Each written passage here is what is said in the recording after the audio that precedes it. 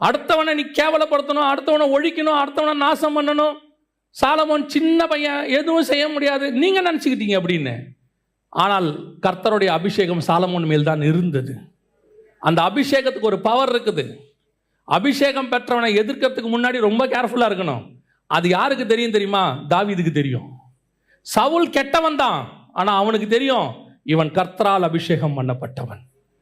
சவுல் மோசமானவன் தான், ஆனால் கை மட்டும் மேலே வச்சிடவே மாட்டேன். ஏன் வைக்க மாட்டேன்? அவன் கெட்டவன், ஆனால் அவன் மேலே இருக்கிற அபிஷேகத்துக்கு ஒரு வல்லமை உண்டு. இதுதான் அதிர்வை உண்டாக்கும். ஒருவேளை கர்த்தர் உங்களை அபிஷேகம் பண்ணியிருக்கிறார், உங்களுக்கு விரோதமாக எழும்புவார்கள். உங்கள் ஆஃபீஸில் கூட இருக்கும், உங்கள் குடும்பத்தில் இருக்கும், உங்கள் அண்ணன் தம்பிங்க இருப்பாங்க, உங்களை அப்படியே இல்லாமல் போகணும்னு நினச்சிட்டே இருப்பாங்க. ஆனால் கர்த்தர் உங்கள் மேல் வச்சிருக்கிற அபிஷேகம் அவர்கள் மத்தியில் ஒரு அதிர்வை உண்டாக்கும். விழுந்த இடத்தையோ அவர் செய்த அக்கிரமத்தையோ அவருடைய குற்றத்தையோ நம்ம சொல்லி சொல்லி நம்ம தேவனுடைய மகிமை இழந்துடக்கூடாது. இன்னைக்கு பார்த்தா பாருங்க, ஒரு சின்ன பாவம் செய்தா கூட, ஒருவேளை ஒரு இதுல தவறுனா கூட இன்னைக்கு நம்ம குறை சொல்றது வெளியில இல்லை. இன்னைக்கு ஊழியக்காரராக நம்ம தான் மற்றவங்களை குறித்து குறை சொல்றோம். அவர் சரியில்லை, அவர் விழுந்துட்டாரு, அவர் இப்படி செய்தாரு, அப்படி செய்தார். அம்மா வேத வசனம் நமக்கு சொல்லி கொடுக்குது, நம்ம இன்னைக்கு நிக்கிறது கர்த்தருடைய கிருபை, நம்ம நிக்கிறது அவருடைய தயவு இல்லை. இதே ரோமருக்கு எழுதின நிருபம் 11வது அதிகாரத்துல அவர் 19, 20, 21, 22, 23 வரையும் படிச்சீங்கன்னா இதுல பாருங்க, நல்லது அவிசுவாசத்தினாலே அவைகள் முறித்து போடப்பட்டன, நீ விசுவாசத்தினாலே நிற்கிறாய், மேட்டிமை சிந்தை இராமல் பயந்திரு, சுபாவ கிளவிகளை தேவன் தப்ப விடாதிருக்க உன்னையும் தப்ப விட மாட்டார் என்று எச்சரிக்கையாயிரு. இன்னைக்கு மற்றவங்க விழுந்துட்டாங்க, நாம விழ மாட்டோம்னு நம்ம ஒரு நிலைமை மேன்மை பாராட்ட முடியாது. அடுத்த நிமிஷம் கர்த்தருடைய கிருபை வேணும், அடுத்த நிமிஷம் ஜெபம் நமக்குள்ள வேணும். சில இடத்துல தேவன் சில பேரை விழுந்து திரும்பி அவர் எழும்ப பண்றாரு. ஏன்னா சில காரியத்தை கர்த்தர் உங்களுக்கு உணர்த்தவோ இல்லாட்டி அவங்களை உடைத்து உருவாக்கவோ கர்த்தர் வல்லமை உள்ளவரா இருக்காரு. நீங்க மற்றவங்களுடைய பாவத்தை குறிச்சு மற்ற ஊழியக்காரர்களை நீங்க நார்மலா நியாயம் தீர்த்து இல்லாட்டி மற்ற ஊழியக்காரங்க இப்படிதான் நீங்க நினைச்சா நீங்க தான் அப்படியே இருப்பீங்க. ஏன்னா வேதவசனம் அப்படித்தான் சொல்லுது. இன்னைக்கு நம்முடைய வார்த்தைகள், நம்முடைய பாருங்க ஆவிக்குரிய ஜீவியம் சத்தியத்துல ஒருவேளை அவங்க தவறா நடந்தா நம்ம கண்டித்து வார்த்தை நிமித்தம் எச்சரிக்கை பண்ணலாம். ஆனால் தேவன் தான் அவங்களுக்கு நியாயம் செய்கிறவர். இன்னைக்கு நம்ம யாரை குறித்து நியாயம் செய்ய நம்ம வரல. நமக்கு ஆண்டவர் கொடுத்த தரிசனம், இன்னைக்கு உங்க மேல கர்த்தர் வச்சிருக்க திட்டம், உங்க ஊழியத்துல நீங்க போக்கஸ் ஆருங்க. மற்றவங்க லைஃபை நீங்க பாக்காதீங்க. இது கடைசி காலம். இன்னைக்கு யாரெல்லாம் நீங்க பிரபலமா பாக்குறீங்களோ அவங்க எல்லாம் இனிமேல் வர்ற நாட்கள்ல அவங்க தேவனுடைய தயவு இருந்தா அவங்க நிக்க முடியும், தேவனுடைய கிருபை இருந்தா நிக்க முடியும். அதான் முந்தினோர் பிந்தினோராயும் பிந்தினோர் முந்தினோராயும் வருவாங்கன்னு வேதவசனம் சொல்லுது நமக்கு.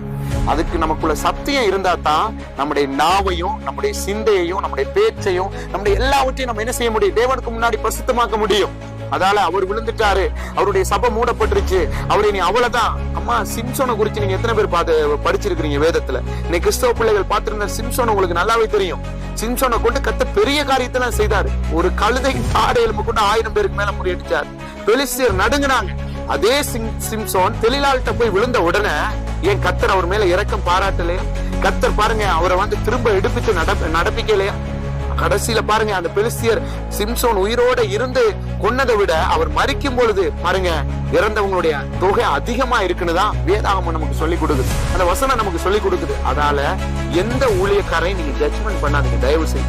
எந்த ஊழியக்காரங்களையும் இவங்க இப்படித்தானே சொல்லாதீங்க. ஒருவேளை அவங்க சத்தியத்துல தவறு இருக்கிறாங்களா, ஒருவேளை சத்திய வசனம் உங்களுக்குள்ள இல்லையா, நீங்க அவங்களுக்காக ஜெபம் பண்ணுங்க. இல்லாட்டி அவங்களை விட்டு நீங்க விலத்தி உங்களுடைய பாருங்க தரிசனத்துல நீங்க போயிட்டே இருங்க. ஆனா அவருக்கும் நமக்கும் எப்பயுமே போட்டி பொறாமையோ இல்லாட்டி அவருடைய சபைக்கு நமக்கு போட்டி பொறாமையோ இல்லாட்டி அவருடைய அது நமக்கு தேவையில்லை. ஏன்னா எல்லாம் ஒரே அப்பாவுக்குள்ள வேலை செய்யறோம். தேவனுக்கு யார் பயந்து நடக்கிறாங்களோ கர்த்தர் அவங்களை பயன்படுத்துறாரு. தேவனுக்கு ஒருவேளை கீழ்ப்படியாம அவர் கொடுத்த வார்த்தைகளை கை கொள்ளாம இருக்கிறவங்களுக்கு கர்த்தர் உடைத்து உருவாக்குறாரு. சில இடத்துல அவர் நியாயம் செய்யறாரு. நம்ம அதை பார்த்து சிரிக்க கூடாது. ஏன்னா தாவீது அதிகமா சொல்றாரு, நான் யாருக்கு குறிச்சு நான் என்ன செய்ய வரல சொல்லலப்பா, எனக்கு நியாயம் விசாரிக்கிறவன் நீங்க. நான் உங்களுடைய சமூகத்துல சொல்றேன், இன்னைக்கு மற்றவங்களை பார்த்து நம்ம விழுறதுக்கு அடுத்த நிமிஷம் ஆகாதுமா. ஏன்னா சாத்தான் கெச்சிக்கிற சிங்கம் போல சுத்தி தெரியுறான். சாத்தான் இன்னைக்கு கெச்சிக்கிற சிங்கம் போல என்ன செய்யறான்? வகை தேடி அலைகிறான். அதனால எந்த ஊழியக்காரரையும் நீங்க தயவு செய்து ஜட்ஜ்மெண்ட் பண்ணாது.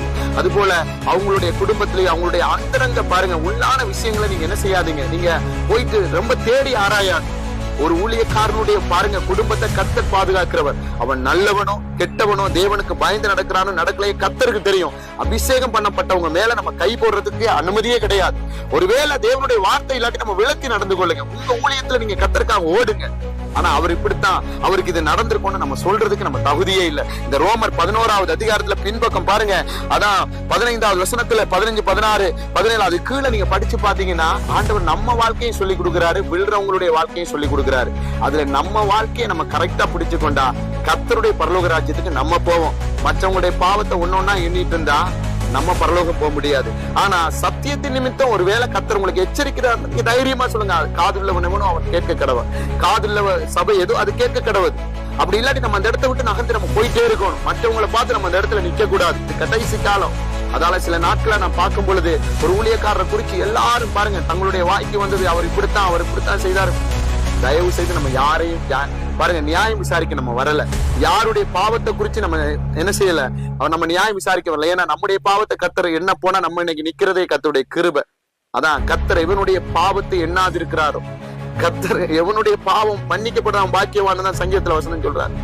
அதுபோல துணிகரமான பாவங்களுக்கு அடியேன விலக்கிக்காரங்கன்னு தான் தாவீது சங்கீதத்துல சொல்றாரு. இன்னைக்கு உங்களை பரிசுத்தப்படுத்துங்க. மற்றவங்களை குறிச்சு நீங்க ஜட்ஜ்மெண்ட் பண்ணாதீங்க. மற்ற யாரை குறிச்சு நீங்க நியாய தீர்ப்பு செய்யாதீங்க. குறிப்பா ஊழியக்காரர்களை குறிச்சு நீங்க தயவு செய்து நியாய தீர்ப்பு செஞ்சிடாதீங்க. ஏன்னா தேவன் அபிஷேகம் பண்ணப்பட்டவங்க மேல உங்க கை போட்டு அந்த சாபம் உங்களுடைய சந்ததி 3, 4ஆம் தலைமுறை மட்டும் கர்த்தர் விசாரிக்கிறவரால். இல்ல நான் ரொம்ப பயப்படுவேன். வார்த்தையில ஒருவேளை சத்தியத்துல நம்ம என்ன செய்யலாம், வார்த்தை சொல்றதை நம்ம பிரசங்கம் பண்ணலாம். தேவ ஆவியானவர் உங்களுக்கு அதை கண்டிச்சு சொல்லுங்க. ஆனா தனிப்பட்ட வாழ்க்கையில ஒரு நபரையோ ஒருவேளை ஒரு சபையவோ ஒரு ஊழியக்காரர் தயவு செய்து தாக்கி பேசக்கூடாது. அவங்களை நம்ம நியாயம் விசாரிக்க கூடாது. நீங்க அவங்களுக்காக ஜோ பண்ணிட்டு போயிருங்க. ஏன்னா உங்க ஊழிய பாதையில இன்னும் எவ்வளவோ தூரம் ஓட வேண்டியிருக்கு. நமக்கு வச்சிருக்க பாதையில இப்பதான் நம்ம ஆரம்ப ஸ்டேஜ், இப்பதான் பிகினர். எப்படின்னா இப்பதான் நம்ம ஆரம்பிச்சிருக்கிறோம். இன்னும் முடிவு எவ்வளவோ இருக்கு. எவ்வளவு பாடுகள் வரும், எவ்வளவோ உபத்திரம் வரும், எவ்வளவோ பாருங்க.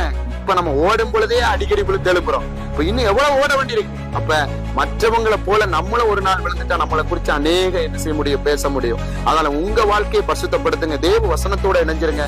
கர்த்தருடைய சமூகத்துல காத்துருங்க. கர்த்தர் உங்களை கொண்டு பெரிய காரியத்தை செய்வார். God bless you.